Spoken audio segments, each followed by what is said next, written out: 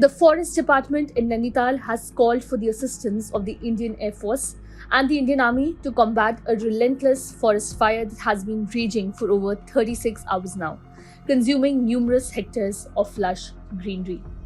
Helicopters have been deployed by the district administration to aid in firefighting efforts.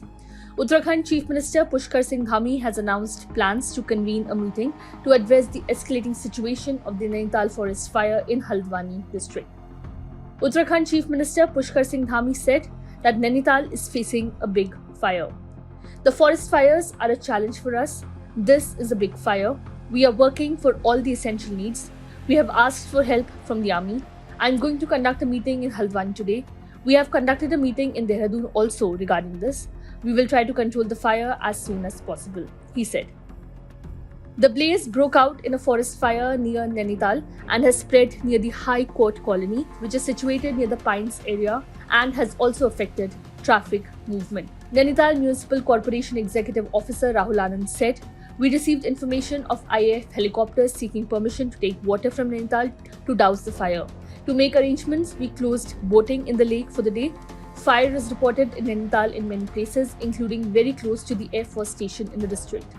The main purpose of bringing in helicopters to douse the fire was to keep the Air Force station safe." The forest blaze poses a growing threat to the Indian Army's installation near the Pines area, prompting heightened concern among authorities. To mitigate risks, the Nainital administration has imposed restrictions on boating activities in Naini Lake. In response to the crisis, the Forest Department has deployed a team of 40 personnel to intensify firefighting efforts. In a separate development, 3 individuals were apprehended in Rudraprayag for attempting to ignite fires in the forest, underscoring the urgent need for stringent measures to prevent further incidents of arson. Over the past day, the state has witnessed a surge in forest fire incidents, with 31 new cases reported, resulting in the destruction of 33.34 hectares of forest land. Notably, the Kumaon region accounted for 26 of these incidents, while the Garhwal region reported 5. This alarming trend has prompted urgent action from authorities. According to reports from the Forest Department, since November 1 of the previous year, a staggering 575 forest fire incidents have been recorded, leading to the devastation of 689.89 hectares of forest land.